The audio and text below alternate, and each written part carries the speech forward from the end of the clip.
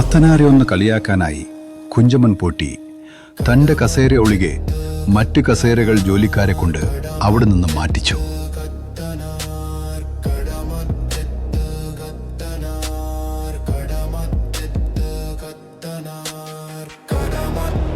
ഇതെന്താണോ വള്ളക്കാരുമില്ലാതെ പുറപ്പെട്ടത്? പോറ്റി ചോദിച്ചു. തൽക്കാലം വള്ളക്കാരെ അന്വേഷിച്ചിട്ട് കിട്ടിയില്ല. ഇവിടേക്കുള്ള യാത്ര നിശ്ചയിക്കുകയും ചെയ്തു. അതുകൊണ്ട് തോണിയിൽ കയറി എന്നെ ഇവിടെ കൊണ്ടിറക്കണമെന്നു തോണിയോട് തന്നെ പറഞ്ഞു.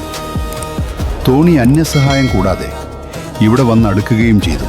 കത്തനാർ പറഞ്ഞു. കത്തനാരുടെ ഇന്ദ്രജാല വിദ്യ കൊണ്ടാണോ തോണി തനിയെ വന്നടുത്തതെന്നും ഇതുതന്നെ ആക്ഷേപിക്കാനായി കത്തനാർ ചെയ്തതാണെന്നും പോറ്റിക്ക് തോന്നി.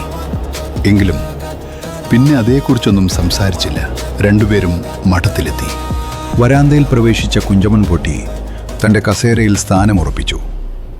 എന്നിട്ട് പരിഹാസത്തോടെ കത്തനാരെ നോക്കി ചിരിച്ചു. ചുറ്റും നോക്കിയ കത്തനാർക്ക് കാര്യം പിടികിട്ടി. ഉടനെ തന്നെ കത്തനാർ ഒരു വിദ്യ പ്രയോഗിച്ചു. ഉടൻ തന്നെ പോറ്റിയുടെ കസേരയേക്കാൾ മുന്തിയ ഒരു കസേര അവിടേക്ക് താനേ വന്നു. കത്തനാർ ആ കസേരയിൽ കയറി ഇരുന്നു കൊണ്ട് പോറ്റിയെ ഒന്ന് നോക്കി. കത്തനാർ ബഹുകേമൻ തന്നെയെന്ന് പോറ്റി മനസ്സിൽ പറഞ്ഞു. പിന്നെ രണ്ടുപേരും പൊട്ടിച്ചിരിച്ചു.